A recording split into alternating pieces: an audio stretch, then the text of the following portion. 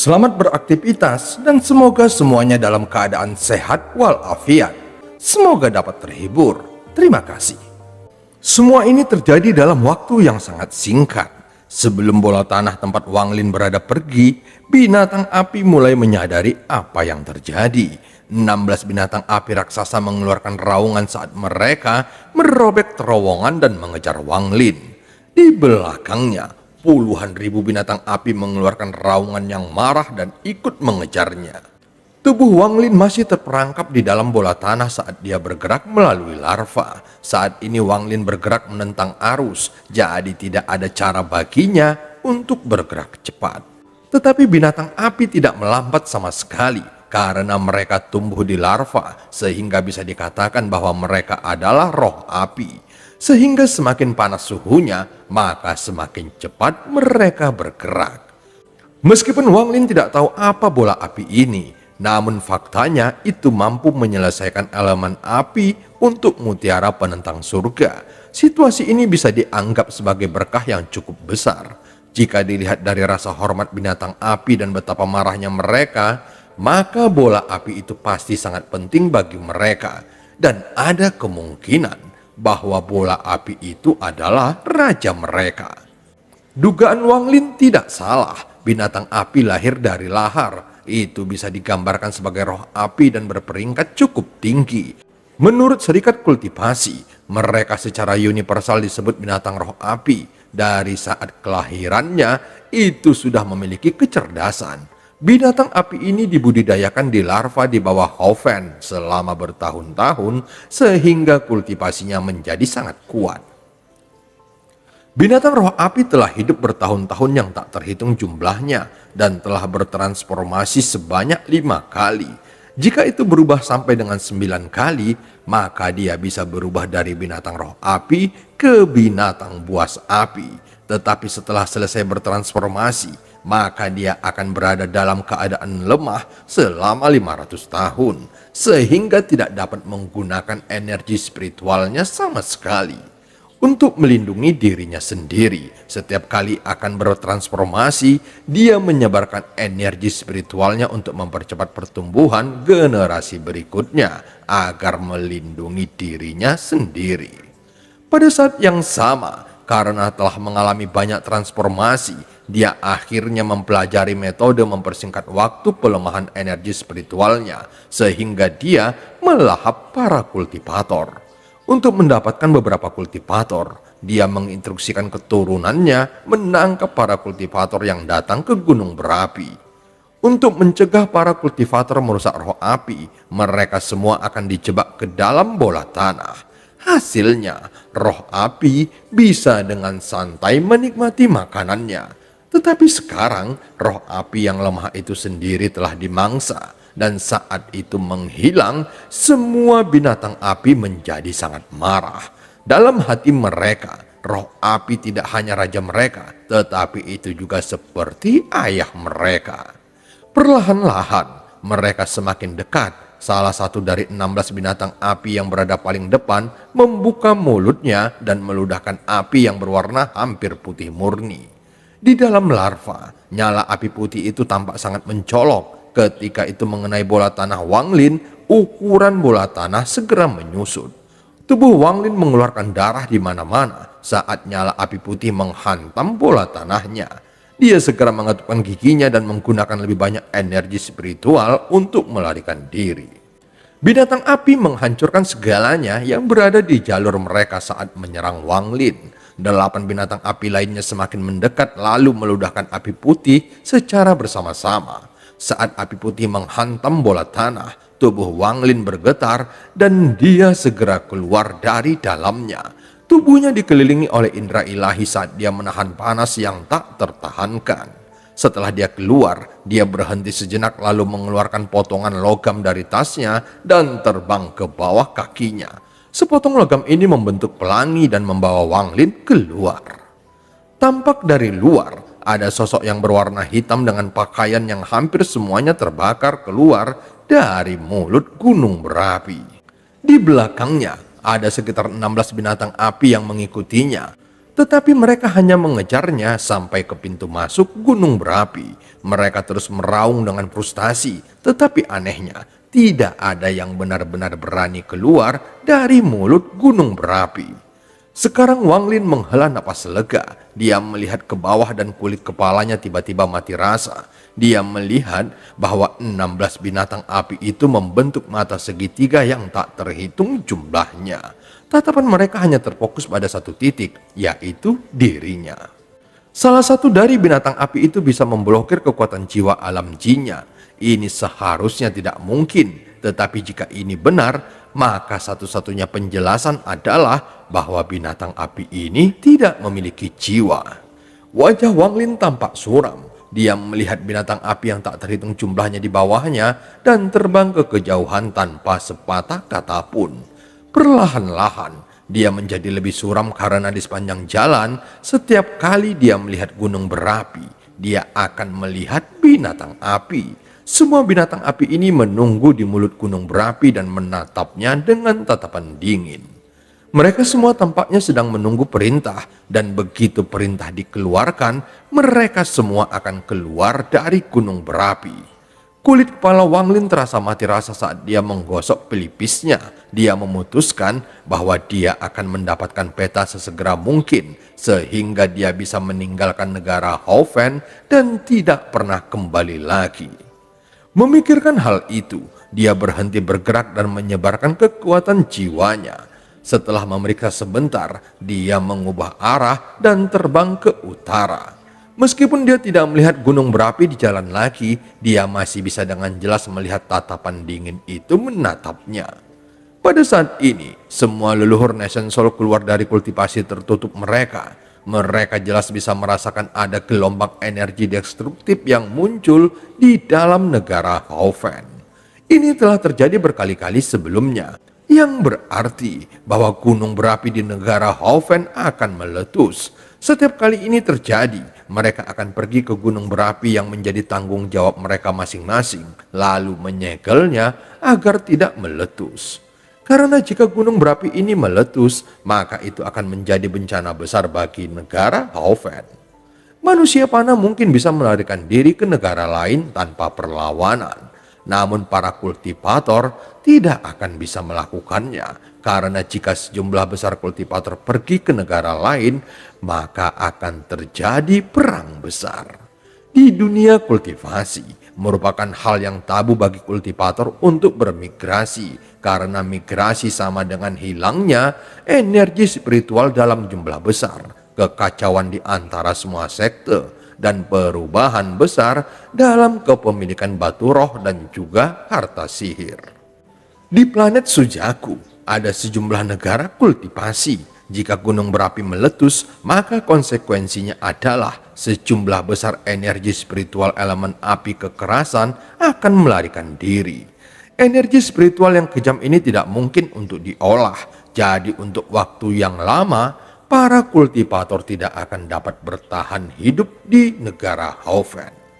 Tapi untungnya, hal-hal semacam ini belum terjadi sekalipun. Setiap kali gunung berapi bereaksi, maka itu akan disegel dan belum pernah menimbulkan masalah nyata. Bahkan jika ada letusan, mereka hanya akan mempengaruhi daerah kecil dan bukan seluruh negara. 3 jam kemudian, Wang Lin berhenti di atas jalan utama. Dia melihat ada puluhan mayat di sebelah gerobak serta beberapa kuda yang mati. Sebagian besar mayat adalah laki-laki, tanpa kecuali semua wajah mereka menunjukkan wajah yang menderita dan masih memegang senjata. Wang Lin berhenti di sebelah gerobak dan melambaikan tangannya. Tiba-tiba angin kencang menghantam gerobak dan menyebabkannya terbang ke udara. Saat mayat jatuh dari dalamnya, kilatan cahaya merah keluar dari mayat-mayat ini lalu mengambil bentuk iblis. Dia menatap Wang Lin dengan ekspresi ketakutan di wajahnya, tetapi ekspresi itu segera berubah menjadi ganas ketika dia berteriak. "Kamu datang pada saat yang tepat. Sebelumnya aku akan pergi mencarimu. Jiwa manusia ini terlalu polos. Aku bertanya-tanya, bagaimana seleramu?" Setelah mengatakannya, dia melompat ke arah Wang Lin. Wang Lin bisa melacaknya karena sebelumnya dia meninggalkan jejak pada semua binatang yang diberikannya kepada iblis ini. Jika dia terus memberinya makan dengan cara seperti ini, walaupun iblis ini semakin kuat, maka Wang Lin akan dapat dengan mudah mengendalikannya. Namun ketika dia mengejar Sun Youchai dan bertemu dengan binatang api, iblis ini berhasil melarikan diri. Setelah Wang Lin keluar dari gunung berapi, dia menggunakan kekuatan jiwanya untuk mengejar iblis ini. Setelah melahap begitu banyak manusia, iblis telah memulihkan tingkat kultivasinya sampai ke foundation establishment tahap puncak dan memasuki tahap formasi inti semu. Dia meyakini bahwa dia sudah lebih kuat dari Wang Lin sehingga dia berani menyerangnya. Tatapan Wang Lin menjadi dingin saat petir merah melonjak dari matanya dan membuat iblis tiba-tiba menjerit ketika petir merah menyambarnya. Dia dengan cepat menghentikan serangannya dan segera mundur. Namun bagaimana mungkin Wang Lin membiarkannya pergi begitu saja? Dia mengambil satu langkah ke depan dan meraih udara dengan tangannya. Teknik gaya tariknya diaktifkan dan Wang Lin akhirnya dengan mudah menangkapnya. Iblis terus-menerus memohon belas kasihan, tetapi Wang Lin sama sekali tidak memperdulikannya. Dan indera ilahi alam jinnya berulang kali menembus tubuh iblis. Siklus ini terus berlanjut sampai gumpalan asap keluar dari tubuhnya. Saat berikutnya, teriakannya menjadi semakin pelan dan akhirnya benar-benar berhenti. Tampak ada ketakutan yang semakin dalam di mata iblis. Setelah kejadian ini, dia benar-benar mulai merasa takut pada Wang Lin dari dalam lubuk hatinya. Mata dingin Wang Lin mengungkapkan emosi yang kejam, kemudian menatap iblis dan berkata, "Jika ini terjadi lagi, kamu akan mati." Iblis gemetar ketakutan ketika dia dengan lemah lembut mengangguk. Wang Lin menampar tasnya dan potongan logam segera muncul. Melihat itu, tanpa perintah Wang Lin, iblis langsung memasukinya. Tampak sepotong logam ini menyala merah beberapa kali sebelum dimasukkan ke dalam tas penyimpanannya. Wang Lin memandangi tubuh orang-orang yang sebelumnya dibunuh oleh iblis ini, lalu merenung sejenak. Mentalitasnya saat ini telah berubah 180 derajat. Sebelumnya, kepribadiannya sangat sederhana, tetapi setelah kematian keluarganya, dia menjadi sangat dingin. Dunia kultivasi adalah tempatnya orang kuat yang memerintah. Jika dia bahkan tidak bisa melindungi dirinya dan keluarganya, maka hak apa yang dia miliki untuk menunjukkan belas kasihan? Si Tunan selalu ingin dia berjalan di jalan iblis, tetapi Wang Lin selalu menolaknya. Namun setelah sekarat satu kali, dia membuang semua alasan untuk menolaknya. Jadi bagaimana jika aku menjadi iblis? Dia tertawa dingin ketika dia melambaikan tangannya dan melompat ke udara. Wang Lin mengitari gunung berapi di daerah Haofen yang sunyi.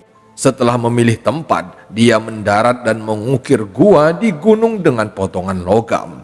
Setelah 1 jam, gua itu selesai dan Wang Lin berjalan masuk ke dalamnya. Dia menggunakan puing-puing untuk menempatkan beberapa formasi sebelum menyegel pintu masuk gua. Setelah menyelesaikan semua itu, dia duduk di tanah, mengeluarkan tas-tas berisi yang dia dapatkan dari pria paruh baya dan Sun Youchai. Dia segera mengambil 3 potong batu giok yang ada di dalamnya. Dia menempatkan potongan batu giok pertama di dahinya. Setelah melihatnya sebentar, dia meletakkannya di samping. Yang ini berisi metode kultivasi dari sekte iblis jahat yang disebut metode kultivasi tanpa pengekangan. Sekte iblis jahat adalah salah satu sekte iblis di negara Haofen dan metode kultivasi mereka akan membuat kulit seseorang merinding. Metode kultivasi tanpa pengekangan ini memiliki 6 level dan fokus pada kekejaman. Instruksi dalam batu giok itu adalah bunuh seseorang, lalu perbaiki jantung mereka. Saat kamu memurnikan jantung mereka, gunakan pengalaman ini untuk mengubah jantungmu sendiri menjadi jantung seorang pembunuh dan berjalan di jalan yang kejam. Benamkan dirimu di jalur kekejaman dan membentuk jiwa sura untuk menggantikan nation soulmu. Maka metode kultivasi ini selesai.